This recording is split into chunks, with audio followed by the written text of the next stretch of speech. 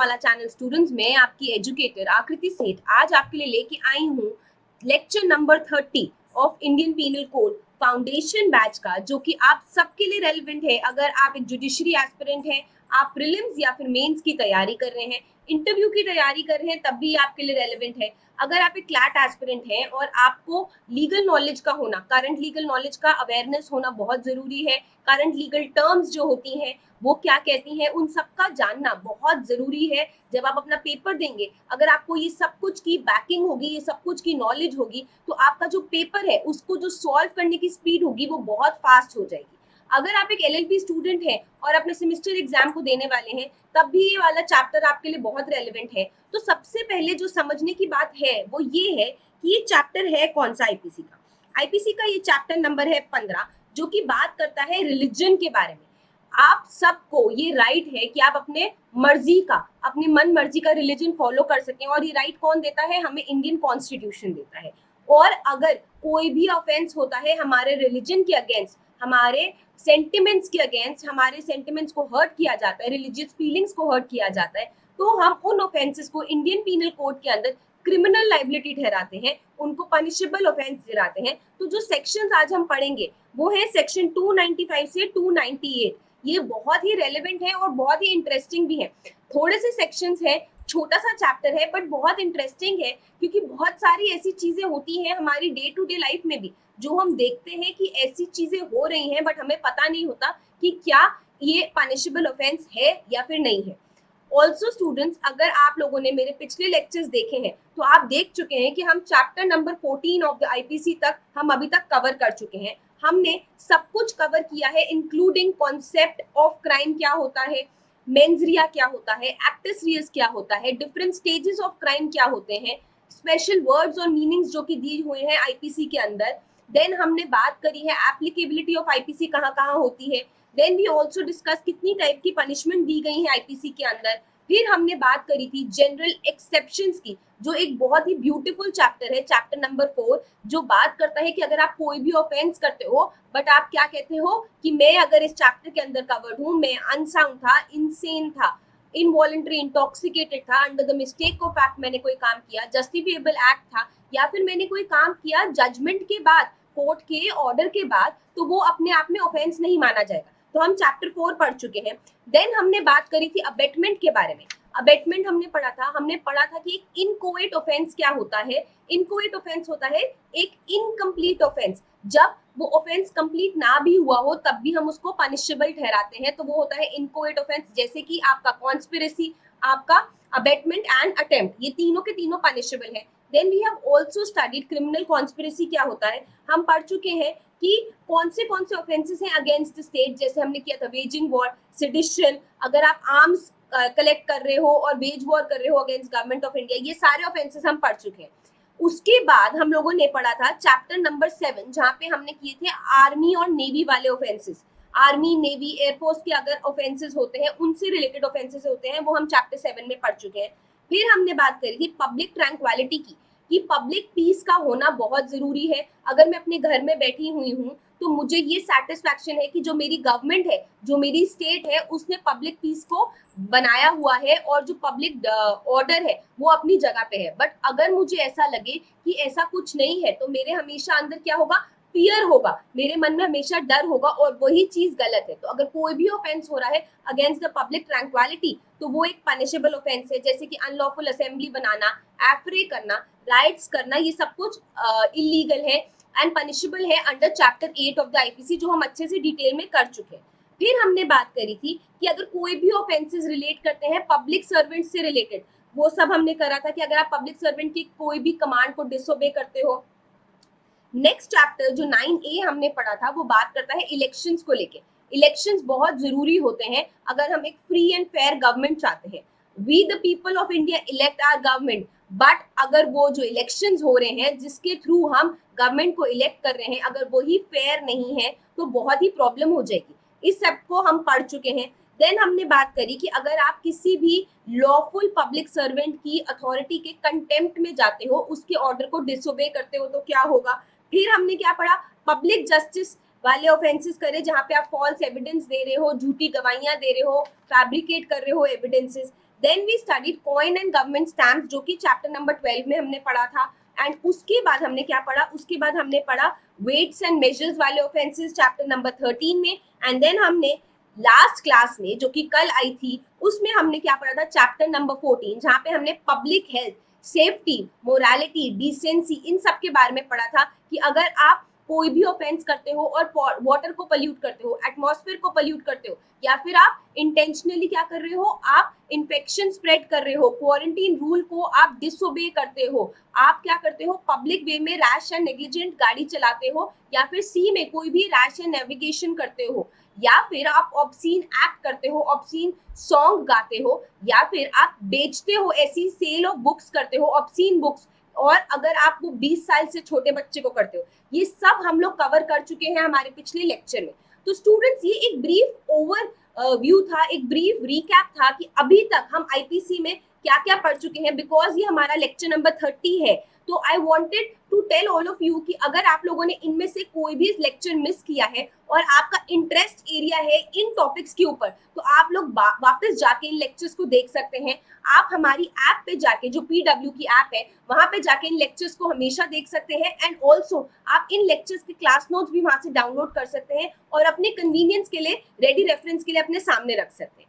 तो स्टूडेंट्स, आज के इस चैप्टर 15 को स्टार्ट करने से पहले मैं आपको ये सब ओवरव्यू देना चाहती थी। एंड अब आज के डेली टारगेट्स क्या होंगे, एक बार वो डिस्कस कर लेते हैं। तो आज के डेली टारगेट्स जो हम डील करेंगे, वो करेंगे कि ऑफेंसेस जो कि रिलेट करते हैं हमारे रिलीजन से, जो कि रिलेट करते हैं हमारे रिलीजन से, उनका ओवरव्यू और इंट्रोडक्शन हम पढ़ेंगे।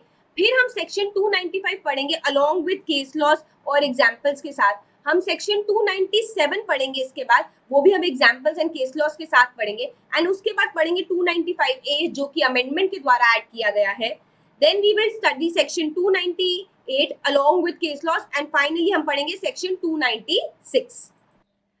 तो इंट्रोडक्शन की बात करते हैं। तो अब हम सब जानते हैं कि इंडिया एक सेक्युलर कंट्री है।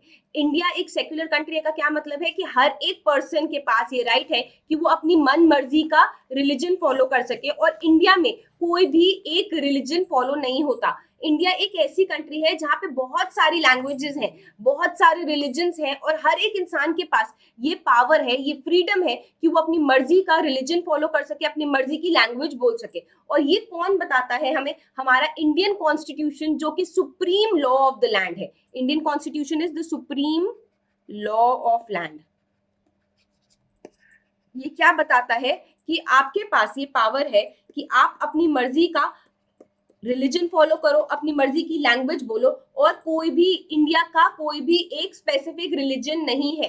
India is a secular country and it is a mixture of, it is a dynamic of, it has diversity of different religions. ठीक है, और ये हमारा प्रियम्बल और कॉन्स्टिट्यूशन भी बोलता है। तो अब बात करनी है कि आर्टिकल 25, 26, 27 और 28, 29 एंड 30 ऑफ इंडियन कॉन्स्टिट्यूशन ये सब कुछ गारंटी करते हैं और बताते हैं कि जो हमारा इंडिया का कॉन्स्टिट्यूशन है वो एक सेक्युलर कॉन्स्टिट्यूशन है, और यहाँ पे हर एक इंडिविजुअल के पास राइट है कि वो अपनी मन मर्जी का रिलीजन फॉलो कर सके, और फ्रीडम टू रिलीजन आपको दिया हुआ है by the constitution of India. अब क्या समझने की बात है कि आर्टिकल 25 क्या कहता है? आर्टिकल 25 कहता है आपका कि आपके पास है freedom, freedom of conscience and free profession, practice and propagation of religion।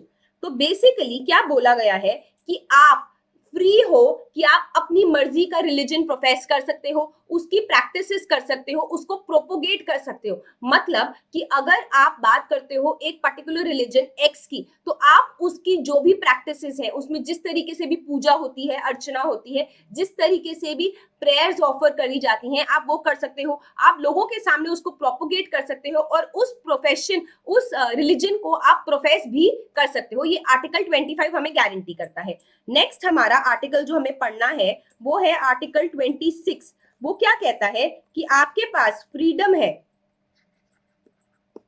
To manage religious affairs. तो बेसिकली आपके रिलीजन के अंदर जो भी रिलीजियस अफेयर्स होते हैं, अगर आप हिंदू हो तो चौकी होती है, जगराता होता है, अगर आप एक क्रिश्चियन हो तो आपके वहां पे कोई भी अगर सेरेमनी होती है, अगर आप मुस्लिम हो तो आपके वहां पे जो डिफरेंट सेरेमनीज होती हैं, जो भी रिलीजियस अफेयर्स होते हैं, आपके पास ये फ्रीडम है कि आप अपने रिलीजियस अफेयर्स को अपने हिसाब से, अपने रिलीजन के हिसाब से मैनेज कर सकते हो। और ये हमारा article 26 of the Indian constitution हमें गारंटी करता है। This is one of the fundamental rights, और अगर ये ब्रीच हो जाए तो आप कोर्ट ऑफ लॉ में भी जा सकते हो to get this enforceable. Next हमें जो पढ़ना है वो है हमारा आर्टिकल नंबर 27, जो क्या कहता है, freedom as to payment of taxes for promotion of any particular religion। तो अगर आपको लगता है कि आपके रिलीजन के लिए आपको कोई टैक्सेस पे करना है, उसको प्रमोट करने के लिए कुछ चैरिटी देनी है, कुछ चंदा देना है, तो you are free to do that. And ये हमें आर्टिकल नंबर 27 कहता है, because this is also one of the fundamental rights. तो आपके पास राइट है, आपके पास फ्रीडम है कि आप अपनी मर्जी के रिलीजन को फॉलो करें। उसके प्रमोशन में अगर कुछ भी टैक्सेस देने हैं, कुछ भी चंदा देना है, कुछ भी चैरिटी देनी है, तो you are even free to do that. ठीक है, नेक्स्ट हमारे को जो पढ़ना है वो है आर्टिकल नंबर 28, जो कहता है कि you have the freedom to attend religious instruction या फिर और religious worship in a certain educational institution। कोई एजुकेशनल इंस्टीट्यूशन है, अगर वहां पे कोई रिलीजियस इंस्ट्रक्शन हो रही है या रिलीजियस वर्शिप हो रही है, तो आपके पास ये फ्रीडम है कि आप वो भी अटेंड कर सकते हो। आर्टिकल 28 ये गारंटी करता है। देन हमें पढ़ना है आर्टिकल 29, जो बात करता है कि आप प्रोटेक्ट कर सकते हो, protection of interest of minorities. अगर आपके रिलीजन के कुछ माइनॉरिटीज हैं तो आप उनके इंटरेस्ट को भी प्रोटेक्ट कर सकते हो। और आर्टिकल 30 बोलता है कि आप राइट है आपके पास कि आप right of minorities to establish and administer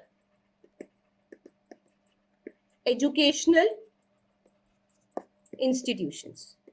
तो बेसिकली जो हमारे माइनॉरिटीज है उनके पास ये राइट है कि वो अपने एजुकेशनल इंस्टीट्यूशंस को इस्टेब्लिश कर सकते हैं और उनको एडमिनिस्टर भी कर सकते हैं, उनको अपने तरीके से रन कर सकते हैं। तो ये हमारा कॉन्स्टिट्यूशन ऑफ इंडिया का जो पार्ट है, मैं हमेशा आपको बोलती हूँ inter linkages and intra linkages. जब हम आईपीसी पढ़ रहे हैं तो आपको क्या देखना है कि अगर हम रिलीजन की बात कर रहे हैं तो ये रिलीजन हमें कहाँ से मिला, ये रिलीजन हमें किसने गारंटी किया कि हम अपनी मन मर्जी का रिलीजन फॉलो कर सकते हैं, वो हमें गारंटी दिया हमारे इंडियन कॉन्स्टिट्यूशन ने। तो जब हम बात करते हैं आर्टिकल 25, 26, 27, 28, 29 एंड 30 जो कि हमारे right of freedom of religion की बात करता है, तो हमें कॉन्स्टिट्यूशन ये बोलता है कि हम एक सेक्युलर कंट्री हैं और आपके पास ये फ्रीडम है कि आप अपनी मन मर्जी का रिलीजन फॉलो कर सके।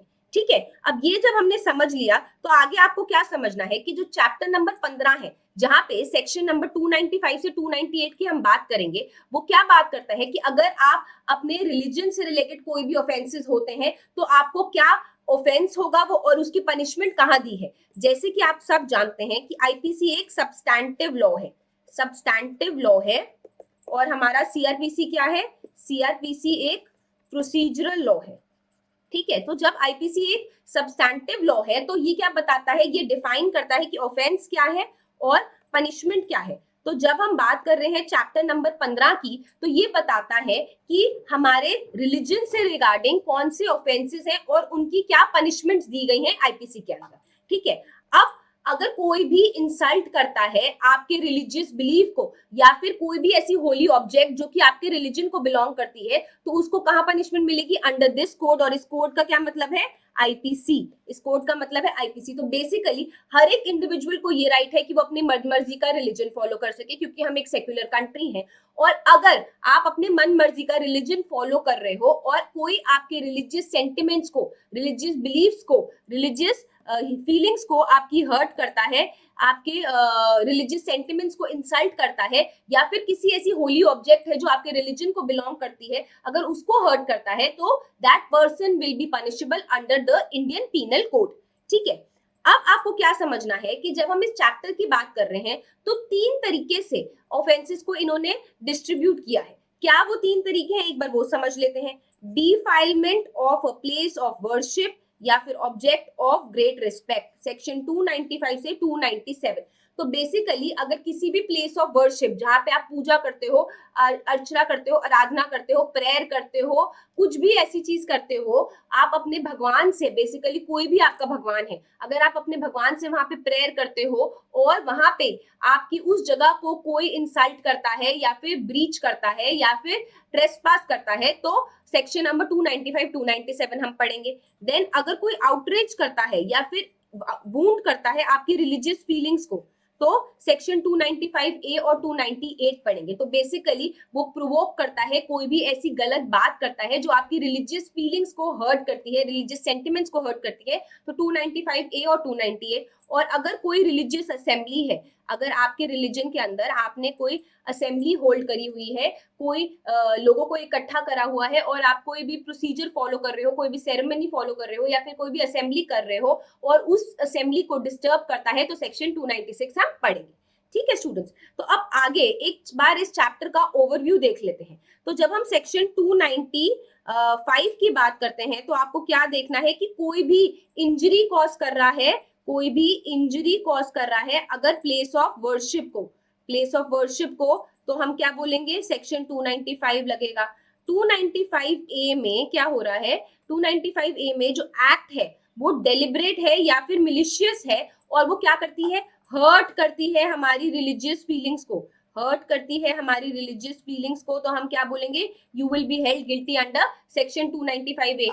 296 के अंदर आप किसी रिलीजियस असेंबली को डिस्टर्ब कर रहे हो, और 297 के अंदर आप कोई भी बरियल प्लेस है जहां पे क्रिमेशन किया जाता है, या फिर आप इंडिग्निटी कर रहे हो उस ह्यूमन कॉर्प्स को, उस डेड बॉडी को आप इंडिग्निटी कर रहे हो। अब हर एक रिलीजन के हिसाब से जब डेथ हो जाती है, जो डिसीज होता है, उसका क्रिमेशन जो होता है वो अलग तरीके से होता है। हिंदूज में वो फायर को में उनको अग्नि देते हैं, ठीक है। जो क्रिश्चियंस होते हैं वो उसको बरी करते हैं, मुस्लिम्स भी बरी करते हैं। तो अब जो आपका ये कॉर्प्स है, जो डेड बॉडी है, अगर आप उसको इनडिग्निफाइड वे में ट्रीट कर रहे हो तो आप एक ऑफेंस कर रहे हो अंडर सेक्शन 297।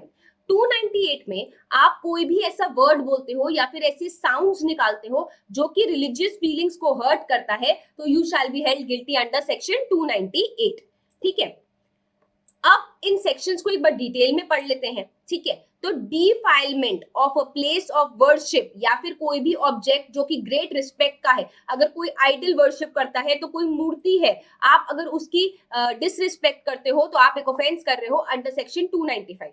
तो बेसिकली क्या पढ़ने की बात है वो ये है कि अगर कोई भी पर्सन डिस्ट्रॉय करता है, डैमेज करता है या डिफाइल करता है किसी भी प्लेस ऑफ वर्शिप को जहां पे पूजा की जाती है, या फिर कोई भी ऐसा ऑब्जेक्ट जो कि एक होली ऑब्जेक्ट डिक्लेयर किया गया है बाय एनी क्लास और कम्युनिटी, और उसकी जो इंटेंशन है वो क्या है कि वो रिलीजियस सेंटिमेंट्स को हर्ट करना चाहता है किसी भी क्लास के, या फिर उसके पास नॉलेज है कि इससे क्या होगा, इंसल्ट मानी जाएगी उनके रिलीजन को, और फिर भी वो ये चीज करता है, तो उसको सजा होगी, कितनी सजा होगी, 2 साल तक की, या फिर फाइन, या फिर दोनों। तो क्या समझने की बात है वो ये है कि आपका मेंजरिया था, आप जो भी एक्ट कर रहे हो मेंजरिया के साथ कर रहे हो, आपने कोई भी ऐसा एक्ट किया या फिर ओमिशन किया जिससे आपने क्या किया, आपने डिस्ट्रॉय कर दिया या फिर डैमेज करा या फिर डिफाइल किया किसी भी प्लेस ऑफ वर्शिप को जहां पे पूजा की जाती थी, प्रेयर ऑफर करी जाती थी, या फिर कोई भी ऐसे होली ऑब्जेक्ट को जिसको वो रिलीजन बहुत ही सेक्रेड मानता है, बहुत ही हायर क्लास पे मानता है, अगर आपने उस चीज की इंटेंशनली या फिर नॉलेज के साथ या फिर रीजन टू बिलीव, बेसिकली आपका मेंजरिया था और आपने ऐसी प्लेस ऑफ वर्शिप को अगर हर्ट करा है, डैमेज किया है, तो you will be held guilty under this section. अब क्या है, जैसे इंडिया एक सेक्युलर कंट्री है, तो हर एक इंसान को ये फ्रीडम दी गई है कि वो अपना रिलीजन फॉलो करे, बट हर एक इंसान को अपना रिलीजन बहुत प्यारा है। ठीक है, आप जो भी रिलीजन फॉलो करते हो आपको वो बहुत प्यारा है, फेथ है। जब हम रिलीजन की बात करते हैं तो उसमें फेथ बहुत इंपॉर्टेंट है, फेथ है, और अगर कोई भी आपके फेथ को हर्ट करेगा, डैमेज करेगा, इंजर करेगा, तो obviously that person will be held guilty under this section. ठीक है, अब क्या समझने की बात है, अगर कोई भी एक्ट किया गया है जो कि रिजल्ट करता है इन डेफोमेशन या फिर डिस्ट्रक्शन कोई भी वर्शिप की प्लेस को या फिर ऑब्जेक्ट को जिसको सेक्रेड माना गया है, अगर किसी मूर्ति की बात करें, किसी ऑब्जेक्ट की बात करें, कोई बुक की बात करें, और आपकी इंटेंशन क्या थी कि आप इंसल्ट करना चाहते थे उनके रिलीजन को, तो you will be held guilty under section 295 और आपको 2 साल तक की सजा भी हो सकती है, फाइन भी देना पड़ सकता है, या फिर दोनों।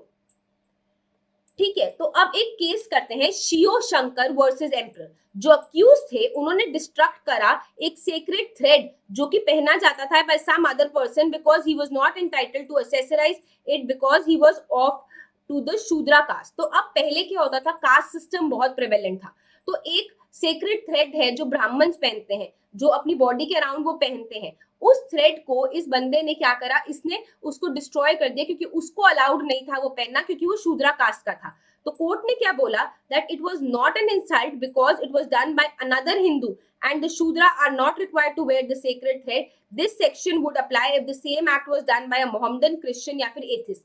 तो बेसिकली उस हिंदू ने, हम क्या कहते हैं 295 के अंदर हम कहते हैं, अगर आप किसी की रिलीजियस फीलिंग्स को हर्ट कर रहे हो, अगर आप मोहम्मदन थे, क्रिश्चियन थे या फिर एथिस्ट थे, और आपने ऐसा कोई भी एक्ट किया जो कि हिंदू की रिलीजियस फीलिंग को हर्ट कर रहा है, then you will be held punishable. But आप शूद्रा थे, शूद्रास को ये जो थ्रेड होता है ये नहीं पहनना होता है, जो सीक्रेट थ्रेड होता है वो नहीं पहनना होता। तो इस केस के अंदर उन्होंने क्या बोला, that this person will not be held guilty. Atheist कौन होते हैं, जो भगवान में बिलीव नहीं करते हैं, वो एथिस्ट होते हैं।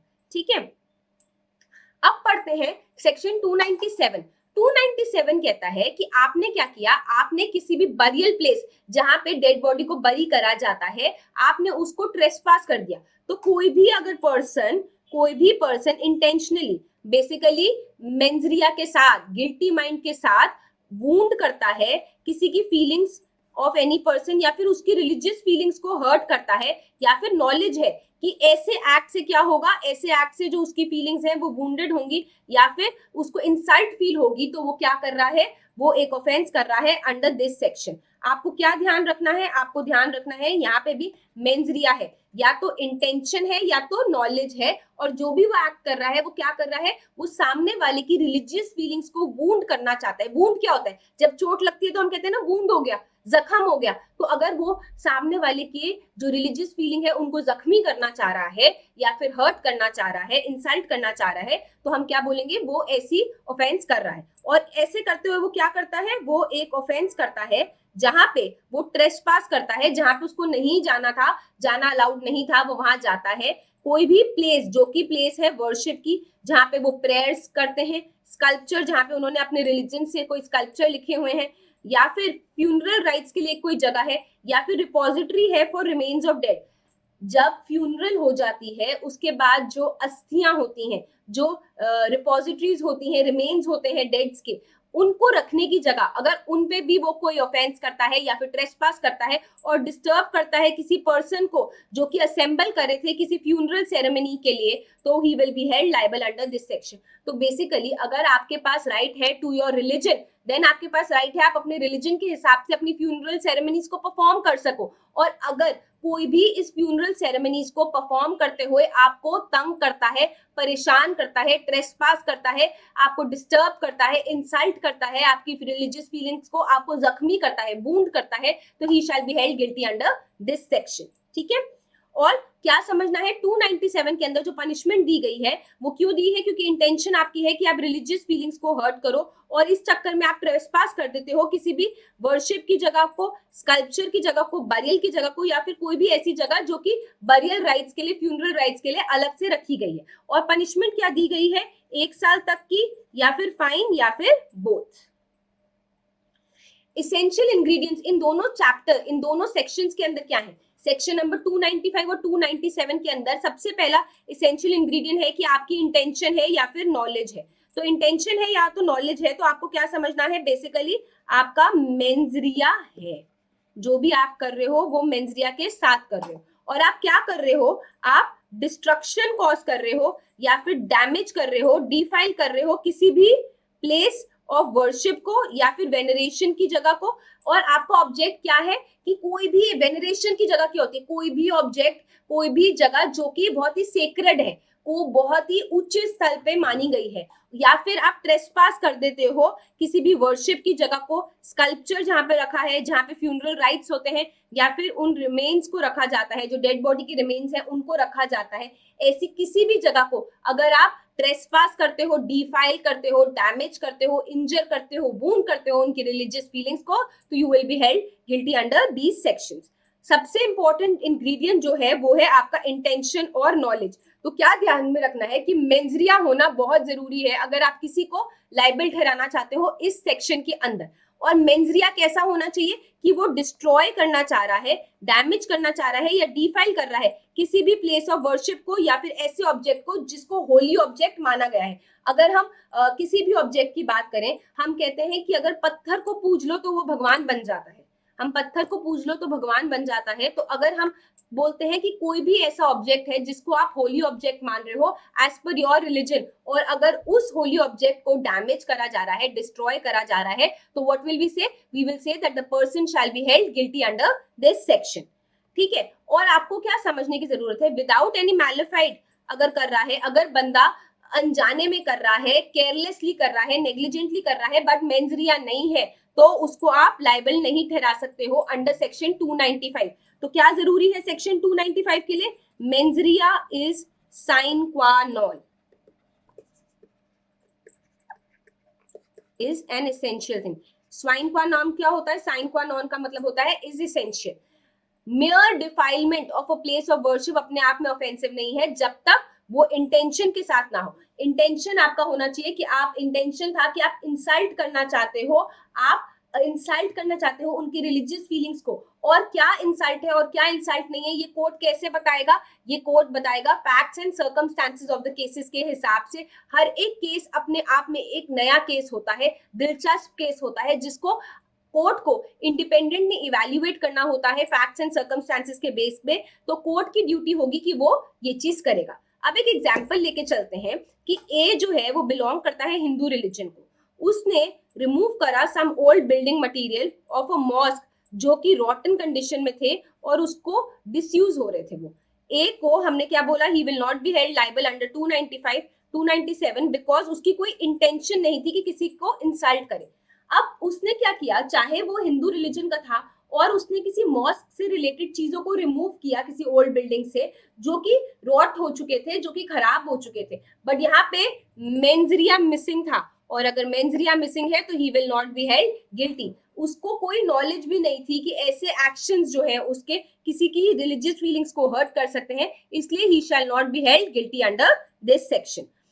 ए एक मोहम्मदन है, एक अलग एग्जाम्पल देखते हैं। ए एक मोहम्मदन है और उन्होंने एक जलती हुई सिगरेट को on the women, a Holi object of Hindu religion, पे फेंक दिया। तो it can not be claim कि वो अनइंटेंशनल एक्ट था। एक सिगरेट को, एक जलती हुई सिगरेट को अगर एक होली ऑब्जेक्ट पे आप फेंक रहे हो तो हम क्या बोलेंगे कि वो ऑफेंसिव है अंडर आईपीसी।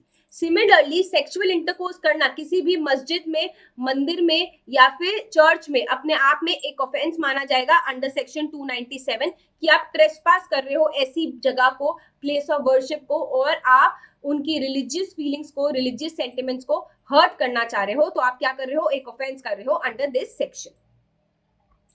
डिस्ट्रक्शन, डैमेज और डिफाइलमेंट सेकेंड हमारा जो एसेंशियल इंग्रेडिएंट है। पहले हमने क्या समझा, इंटेंशन और नॉलेज। सेकेंड हमने क्या समझना है कि आप डिस्ट्रक्शन कर रहे हो, डैमेज कॉज कर रहे हो या फिर डिफाइलमेंट कर रहे हो। तो डिस्ट्रक्शन, डैमेज और डिफाइलमेंट का क्या मतलब है कि ये जो वर्ड्स हैं ये क्या डिनोट करते हैं कि आपकी इंटेंशन थी कि आप किसी भी जगह को इतना डर्टी, इतना फाउल, इतना अनक्लीन कर दो, उसको इस कंडीशन में कर दो, उसको तहस नहस कर दो।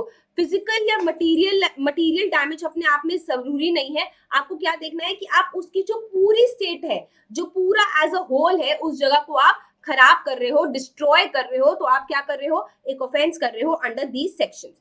डिफाइलमेंट का मतलब ये नहीं होता कि आप फिजिकल डिस्ट्रक्शन कर रहे हो, बट क्या मतलब है, बट ऑल्सो सिचुएशन जहां पे प्लेस ऑफ वर्शिप है या फिर कोई होली ऑब्जेक्ट है जिसको आपने इम्प्योर मैनर में टच कर लिया या फिर आपने कोई इम्प्योर रिचुअल कर दिया, तो वो भी अपने आप में क्या होगा, एक ऑफेंस होगा अंडर दिस सेक्शन और डिफाइलमेंट कहलाया जाएगा। अब जो तीसरा एसेंशियल इंग्रेडिएंट है वो ये है कि किसी भी प्लेस या फिर ऑब्जेक्ट जो कि सेक्रेड है, अब अपने आप में ये बहुत ही इंपॉर्टेंट इंग्रेडिएंट बन जाता है, क्योंकि आप किसका डिस्ट्रक्शन कर रहे हो, किसी भी जगह का जो कि वर्शिप की है या फिर बरियल की है या फिर स्कल्पचर रखे हुए हैं या फिर फ्यूनरल राइट्स वहां पे परफॉर्म होते हैं। एज अ जनरल रूल क्या होता है कि कोई भी मस्जिद, मंदिर, चर्च जो है वो बहुत ही होली प्लेसेस माने जाते हैं उस जगह के रिलीजन के लोगों के हिसाब से। बट अगर आप उनकी रिलीजियस फीलिंग्स को हर्ट कर रहे हो और आप क्या कर रहे हो, आप उनके जो रिलीजन की जगह है, जो होली प्लेसेस है, उनको में आप कोई डैमेज कॉज कर रहे हो, डिस्ट्रक्शन कॉज कर रहे हो, तो you will be held guilty under this section. Joseph versus state of Kerala के केस में क्या बोला गया, एक हट जिसको वर्शिप के लिए यूज किया जाता था फॉर अ स्पेसिफिक रिलीजन, वो भी अपने आप में एक सेक्रेड जगह मानी जाएगी। अब एक एग्जाम्पल लेके चलते हैं कि ए ने पोजेशन लिया बाय कोर्ट ऑर्डर और उसने टुक down the images of Hindu gods and was charge under section 295। तो कोर्ट के ऑर्डर के बाद उसने जो हिंदू गॉड्स की इमेजेस लगी हुई थी उसको उतार दिया, बट उसके ऊपर सेक्शन 295 लग गया। हाई कोर्ट ने क्या बोला, A has the right to do whatever he has done, और उसकी इंटेंशन नहीं थी कि वो किसी के रिलीजियस बिलीफ को या फिर किसी होली ऑब्जेक्ट को हर्ट करे या फिर डैमेज कॉज करे, और जो भी वो कर रहा था वो कोर्ट के ऑर्डर के कारण कर रहा था, इसलिए he will not be held guilty. तो यहाँ पे भी स्टूडेंट्स क्या नहीं था, मेंसरिया नहीं था, और अगर मेंसरिया नहीं है तो you will not be held guilty under this chapter. Religious books जैसे कि हमारी बाइबल, कुरान, ग्रंथ, गीता, ये अपने आप में सेक्रेड मानी जाती हैं, बट इनकी वर्शिप पर से नहीं होती है, तो ये भी चीज ध्यान रखने की जरूरत है।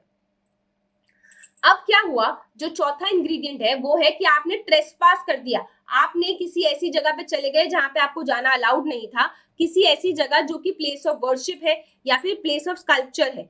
297 के हिसाब से अगर ऐसी जगह पे आप ट्रेसपास कर देते हो, और ट्रेसपास का क्या मतलब है कि आप अनजस्टिफाइबल ए में इंट्रूड कर जाते हो, घुसना किसी भी जगह में जहां पे आपको अलाउड नहीं है, किसी के घर के अंदर घुसना जब आपको अलाउड नहीं है या आप वेलकम्ड नहीं हो तो वो ट्रेसपास कहलाता है। तो अगर आप अनजस्टिफाइबल वे में, सही तरीके से नहीं बट किसी के साथ अनोयंस कॉज करने के लिए उसकी प्रॉपर्टी के अंदर घुस जाते हो, दूसरे की कंट्रोल में जो है, तो आप क्या कहोगे, इंट्रूड कर रहे हो, आप ट्रेसपास कर रहे हो। और अगर किसी भी होली प्लेस पे जो कि जगह है प्लेस ऑफ वर्शिप या फिर फ्यूनरल राइट्स की जगह है, अगर वहां पे सेक्सुअल इंटरकोर्स करते हो तो वो भी अपने आप में एक पनिशेबल ऑफेंस है। अब क्या देखना है, पांचवा इसेंशियल इंग्रेडिएंट, कि अगर आप इनडिग्निटी कर रहे हो किसी भी ह्यूमन बॉडी को, ह्यूमन कॉर्प्स को, डेड बॉडी को, तो अब आप कहोगे कि ह्यूमन बींग्स के राइट्स होते हैं, फंडामेंटल राइट्स, ह्यूमन राइट्स, ये राइट्स वो राइट्स, डेड बॉडी के थोड़ी होते हैं, उसको क्या पता, वो थोड़ी कोर्ट ऑफ लॉ जा सकते हैं। बट क्या समझने की बात है कि हमारा आर्टिकल 21 राइट टू लाइफ बोलता है, तो राइट टू डाई भी बोलता है, और right to die in a dignified manner भी बोलता है। तो क्या ध्यान रखना है कि जो कोर्ट्स हैं उन्होंने आर्टिकल 21 को बहुत वाइडली इंटरप्रेट किया है, और आपको क्या समझना है कि अगर कोई डिसीज्ड है, अगर कोई डेड बॉडी है, तो आप उसके साथ भी कुछ गलत काम नहीं कर सकते, आप उसको भी डिफेम नहीं कर सकते, आप उसके साथ भी इनडिग्निटी नहीं कर सकते। यहाँ तक कि अगर आप उस डेड बॉडी ने कोई भी चीज पहनी हुई है, ऑर्नामेंट पहना हुआ है, और अगर आप उसकी भी चोरी करते हो तो वो भी अपने आप में क्रिमिनल ऑफेंस है, जिसको हम आने वाले लेक्चर्स में डिटेल में पढ़ेंगे। तो क्या समझने की जरूरत है कि एक ह्यूमन बॉडी जो कि डेड है उसके भी अपने राइट्स हैं, और आप उसको भी इनडिग्निटी प्रोवाइड नहीं कर सकते। तो कोई भी कंटेम्प्ट अगर है, कोई भी इनडिग्निटी अगर आप करते हो किसी भी ह्यूमन डेड बॉडी को, और आप डिस्टर्ब करते हो फ्यूनरल राइट्स को उनके होने से, तो 297 के अंदर आप पनिशेबल होगे। डिस्टर्बेंस का क्या मतलब है, आप एक्टिवली इंट्रूड कर रहे हो उनकी फ्यूनरल सेरेमनीज के अंदर, तो हम क्या बोलेंगे, you shall be held guilty under this section. अब Basir ul Haq versus state of West Bengal एक केस है जिसको पढ़ना हमारे लिए बहुत इंपॉर्टेंट है। इस केस में मदर जो थी एक ही, उनकी डेथ हो गई, उन्होंने दूसरों के साथ मिलकर उस बॉडी को क्रिमेशन ग्राउंड ले गए। मीन टाइम में क्या हुआ, जो अक्यूज था उसने कंप्लेंट फाइल कर दी पुलिस में और बोला कि ए ने एक्चुअली अपनी मम्मी का गला थ्रॉटल करके उनको मार दिया है। इसके कारण जो पुलिस आई और उन्होंने क्या किया, पुलिस ने जो क्रिमेशन ग्राउंड पे सेरेमनीज हो रही थी उसको डिस्टर्ब कर दिया।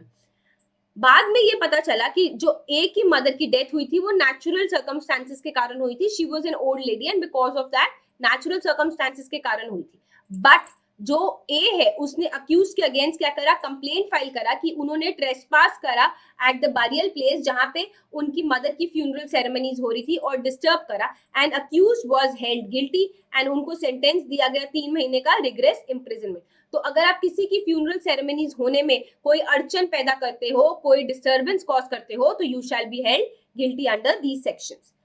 अब हमारा नेक्स्ट सेक्शन जिसको हमें पढ़ना है वो बात करता है सेक्शन 295A।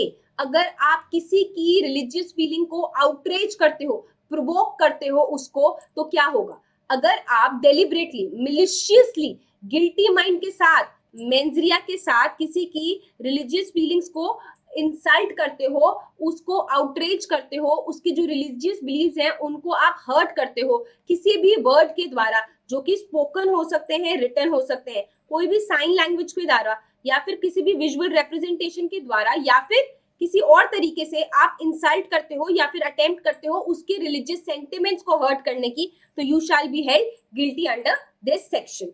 ठीक है, तो समझने की बात क्या है कि आपको पनिशमेंट हो जाएगी 3 साल तक की, फाइन या फिर बोथ। ये जो सेक्शन 295 है, ये जो 295A सेक्शन है, इसको section 2 of criminal law amendment act 1927 के द्वारा ऐड किया गया था। और क्यों किया गया था? क्योंकि बहुत जरूरी है कि आप ऐसी जगहों पे ऐसे लोगों को पनिश करो जो कि सामने वालों की रिलीजियस फीलिंग्स को प्रोवोक कर रहे हैं, आउटरीच कर रहे हैं, हर्ट कर रहे हैं।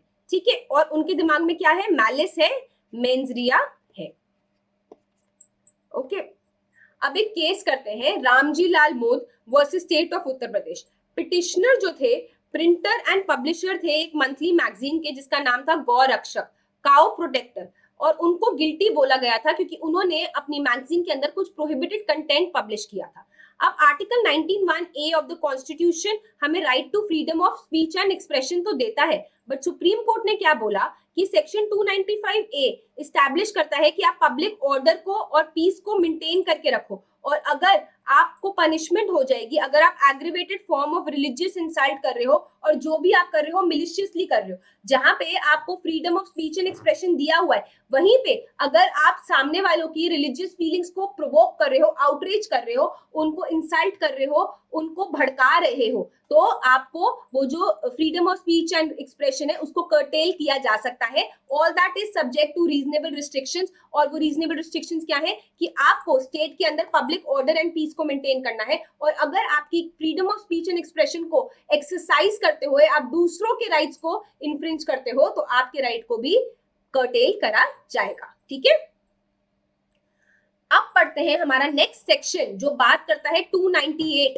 Outraging religious feelings. अगर आप कोई भी वर्ड्स अटर करते हो या फिर बोलते हो और आपकी जो इंटेंशन है वो डेलिबरेट है कि आप सामने वाले की रिलीजियस फीलिंग्स को हर्ट करना चाहते हो, तो you will be held guilty under this section. तो 298 बात करता है कि कोई भी डेलिबरेट इंटेंशन के साथ किसी की रिलीजियस फीलिंग्स को हर्ट करता है। कैसे? वो कोई भी जेस्चर करता है, कोई भी इशारे करता है, या फिर कोई भी साउंड बनाता है, कुछ वर्ड्स को बोलता है, या फिर प्लेसेस कोई ऐसे ऑब्जेक्ट्स को उनकी साइट में, उनकी नजर के सामने प्लेस करता है जिससे कि उनकी रिलीजियस फीलिंग्स हर्ट हो जाए, तो हम क्या बोलेंगे? आप सेक्शन 298 के अंदर लायबल होंगे। और इसकी पनिशमेंट क्या दी गई है? 1 साल तक की फाइन या फिर बोथ। चक्रा बेहरा वर्सेस बालकृष्ण मोहपात्रा, इस केस में क्या डिसाइड किया गया कि कोई भी अगर वर्ड्स या फिर साउंड्स को प्रोड्यूस करता है जिसके सुनने से जो सामने वाला है उसको अनोयंस कॉज होती है, और आप जो भी कर रहे हो विलफुली कर रहे हो, और आपका इंटेंशन है कि आप उसको हार्म कॉज करना चाहते हो, इंसल्ट कॉज करना चाहते हो, या फिर वूंड करना चाहते हो, जख्म कॉज करना चाहते हो उनकी रिलीजियस सेंटिमेंट्स को, तो आपको पनिशमेंट होगी। तो बेसिकली क्या इंपॉर्टेंट है कि आप जो भी कर रहे हो विलफुली कर रहे हो, मेंजरिया के साथ कर रहे हो, गिल्टी माइंड के साथ कर रहे हो, तो you will be held guilty under this section. Mir Chitran versus emperor, इस केस में क्या बोला गया कि अक्यूज जो है उन्होंने एक काउ को मार दिया था वेडिंग फीस्ट के लिए in sight of a Hindu, knowing that वो उनकी रिलीजियस फीलिंग्स को, रिलीजियस सेंटिमेंट्स को हर्ट करेगा, तो that person was held guilty under this section. जो इंग्रेडिएंट्स है सेक्शन 295A और 298 जहां पे आप आउटरीच कर रहे हो किसी की रिलीजियस फीलिंग्स, वो क्या है? सबसे पहला जो भी आपका एक्ट है वो डेलिबरेट होना चाहिए, वो इंटेंशन के साथ होना चाहिए, और इंटेंशन क्या थी? सामने वाले की रिलीजियस फीलिंग्स को, सेंटिमेंट्स को हर्ट करने की। 295A बात करता है कि जब आप इंटेंडेडली आप इंसल्ट करते हो उसकी रिलीजियस फीलिंग्स को या फिर सेंटिमेंट्स को, और 298 बात करता है हम पनिशमेंट देते हैं उनको जो कि वर्बल या फिर विजिबल अब्यूज करते हैं इंटेंशन के साथ कि सामने वाले की रिलीजियस फीलिंग्स को हर्ट कर सके। ठीक है, अब हमारा नेक्स्ट सेक्शन जो हमें पढ़ना है वो बात करता है सेक्शन 296 कि आप रिलीजियस असेंबली को डिस्टर्ब कर रहे हो कोई भी वॉलेंटैरिली हम पढ़ चुके हैं स्टूडेंट्स सेक्शन 39 के अंदर। कोई भी वॉलेंटैरिली अगर क्या करता है, अगर वॉलेंटैरिली सेक्शन 39 आप लोगों के लिए लिख रही हूं, ठीक है, वॉलेंटैरिली डिस्टर्ब करता है किसी भी रिलीजियस असेंबली को जो कि इंगेज करी गई है किसी परफॉर्मेंस ऑफ वर्शिप के लिए, कोई पाठ पूजा के लिए या फिर किसी भी रिलीजियस सेरेमनी को डिस्टर्ब करता है तो he will be held liable. और क्या पनिशमेंट होगी, 1 साल तक की पनिशमेंट, फाइन या फिर बोथ। तो हर एक रिलीजन के हिसाब से उनकी अलग अलग असेंबलीज होती हैं, अलग अलग कस्टम्स होते हैं, रिलीजन की सेरेमनीज होती हैं, और अगर किसी भी रिलीजियस सेरेमनी को या फिर असेंबली को अगर आप डिस्टर्ब करते हो, अनॉयंस कॉज करते हो, इंटरवेंशन करते हो, इंट्रूजन करते हो, तो you will be held guilty under this section. तो एसेंशियल इंग्रेडिएंट्स क्या दिए गए हैं कि सबसे पहले एक लॉफुल असेंबली हो रही थी जिसमें कोई रिलीजियस वर्शिप हो रही थी या फिर सेरेमनी की जा रही थी। आपने क्या किया, जो ये असेंबली और सेरेमनी थी ये लॉफुल थी, ये लीगल थी, आपने क्या किया, आपने डिस्टर्बेंस कॉज कर दी, और जो भी आपने किया वॉलंटरीली किया, मेंजरिया के साथ किया कि सामने वालों की रिलीजियस फीलिंग्स इंसल्ट हो जाए, हर्ट हो जाए, तो you will be held guilty under this section. ठीक है, तो ये जो सेक्शन है ये एक स्पेशल प्रोटेक्शन देता है सारी असेंबलीज को जो कि वर्शिप करती हैं। ये इंडिविजुअल वर्शिप के ऊपर नहीं है बट रिलीजियस असेंबली के ऊपर है, जहां पे 1 या 2 से ज्यादा लोग साथ में इकट्ठा होकर कोई रिलीजियस असेंबली कर रहे हैं, और अगर आप इंटरफेयर करते हो उनके साथ तो हम क्या बोलेंगे कि आप उसको इंट्रूड कर रहे हो, आप अनॉयंस कॉज कर रहे हो, आप इंसल्ट कर रहे हो, आप इस सेक्शन के अंदर लायबल होगे। बट ध्यान रखने की बात यह है कि अगर आप ऑर्डिनरी यूज कर रहे हो अपनी स्ट्रीट्स का जो कि पब्लिक पे है, तब हम उसको ये नहीं बोलेंगे कि आप इंट्रूजन कर रहे हो। तो स्टूडेंट्स ये था हमारा चैप्टर नंबर 15, जहां पे हमने क्या क्या पढ़ा, रिलीजन से ऑफेंसेस पढ़े जो रिलीजन के अगेंस्ट होते हैं। आपको क्या ध्यान रखना है, चैप्टर नंबर 15 सबसे पहले सबसे इंपॉर्टेंट क्वेश्चन, कौन सा चैप्टर है जो रिलीजन से रिलेट करता है, चैप्टर नंबर 15 रिलेट करता है, इसको बहुत अच्छे से करना है। अब जब रिलीजन की बात हो रही है तो हमने क्या ध्यान रखना है कि हमारा जो कॉन्स्टिट्यूशन ऑफ इंडिया है जो कि सुप्रीम लॉ ऑफ लैंड है, वो क्या बोलता है, वो बोलता है 25, 26, 27, 28, 29, 30 इन सारे सेक्शन, इन सारे आर्टिकल्स के हिसाब से वो ये बोलता है कि आपके पास राइट है, आप अपनी मन मर्जी का रिलीजन फॉलो करो, आप अपनी मन मर्जी की रिलीजियस प्रैक्टिस करो, प्रोपोगेट करो, असेंबलीज करो, उसके लिए कोई टैक्सेस पे करो, आप अपने एडमिनिस्टर करो एजुकेशनल इंस्टीट्यूशंस को, कुछ भी करो। ठीक है, तो ये हमारा कॉन्स्टिट्यूशन ऑफ इंडिया बोलता है। अब ये हमारे सब क्या है, फंडामेंटल राइट्स हैं। अगर कोई ऑफेंस होता है अगेंस्ट आवर रिलीजन तो हम क्या बोलेंगे, that has to be punished. तो जैसे कि 295 में हमने पढ़ा कि कोई डिफाइलिंग हो रही है या फिर आप क्या कर रहे हो, डैमेज कर रहे हो, डिस्ट्रक्शन कॉज कर रहे हो किसी भी प्लेस ऑफ वर्शिप को, और आपका इंटेंशन क्या थी, आपकी इंटेंशन थी कि आप इंसल्ट करना चाहते थे। सिमिलरली हमने क्या पढ़ा कि आपने 295A के अंदर हमने पढ़ा कि आपने क्या किया, कोई भी डेलिब्रेट या मिलिशियस एक्ट करा, मेंजरिया के साथ किया, और आपने सामने वाले की आउटरीच कर दी रिलीजियस फीलिंग्स। रिलीजियस फीलिंग से एक और जो हमें पढ़ना है वो है सेक्शन 298, जहां आपने अटर करे कोई ऐसे वर्ड्स या फिर आपने जान के उनकी आंखों के सामने कोई ऐसी चीजें करी जो कि उनकी रिलीजियस फीलिंग्स को हर्ट करती है। 295 जब पढ़ा तो हमने सेक्शन 297 यहीं पे पढ़ लेना है, जहां पे आप ट्रेसपास करते हो किसी भी बरियल प्लेस को या फिर प्लेस ऑफ वर्शिप को। और सेक्शन 296 क्या कहता है, 296 कहता है आप रिलीजियस असेंबली को अगर डिस्टर्ब करते हो तो आप गिल्टी हो अंडर दिस ऑफेंस। तो स्टूडेंट्स ये था हमारा चैप्टर नंबर 15, जहां पे हमने पूरे रिलीजन के ऑफेंसेस करे। थोड़े से ऑफेंसेस हैं बट आपको बहुत ही मजेदार तरीके से इसको याद करना है, बार बार करने की जरूरत नहीं है, एक बार मोटे मोटे सेक्शंस पढ़ लो, उसके बाद ये बस चार्ट्स को याद रखो और ये चैप्टर आराम से आपका हो जाएगा। स्टूडेंट्स आई होप मैंने आप लोगों के लिए ये चैप्टर थोड़ा इजी करा हो, थोड़ा इंटरेस्टिंग करा हो और आप लोग बोर ना हुए हो। तो स्टूडेंट्स, आने वाले लेक्चर में हम लोग डील करने वाले हैं अब ह्यूमन बॉडी के ऑफेंसेस। ह्यूमन बॉडी के ऑफेंसेस अपने आप में बहुत ही इंपॉर्टेंट है, बहुत ही लंबा चैप्टर है हमारा, चैप्टर नंबर 16। इसको मैं डिफरेंट पार्ट्स में आप लोगों के लिए डिवाइड करूंगी और कल के आने वाले लेक्चर में मैं बात करने वाली हूँ मर्डर एंड कल्पेबल होमिसाइड की, जो कि अपने आप में बहुत ही इंपॉर्टेंट एंड बहुत ही ज्यादा स्कोरिंग भी है। बहुत सारे बच्चों को 299 और 300 के बीच में डिफरेंस नहीं पता होता है, तो वो हम आने वाले कल के लेक्चर में डिस्कस करेंगे। तो आप लोग जुड़े रहिए हमारे साथ और आप लोग हमारी PW की ऐप पे जाके लॉ सिलेक्ट करें, फाउंडेशन बैच सिलेक्ट करें। वहां पे जाके जब आप IPC सिलेक्ट करेंगे तो IPC के आपको क्लास नोट्स मिल जाएंगे, आपको मेरे लेक्चर्स दोबारा सुनने को भी मिल सकते हैं। आप वहां पे DPPs भी सॉल्व कर सकते हैं, जो कि डेली क्विजेस होती हैं, जिससे आप अपने जो क्वेश्चंस हैं उनको प्रैक्टिस करके जो लॉ आपने पढ़ा है उसको अप्लाई कर सकते हैं और देख सकते हैं कितना रिटेन्ड है और कितना वापस रिविजिट करना पड़ेगा।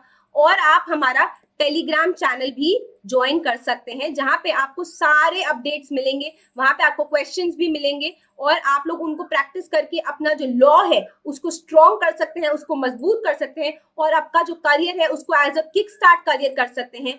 सो I wish all of you all the best. I hope this lecture was useful for you and जुड़े रहिए लॉ वाला के साथ for good quality content and मिलिए मुझे बहुत ही जल्द मेरे आने वाले लेक्चर में, जहां पे हम डील करने वाले हैं murder and culpable homicide. Thank you students for today's session. All the best.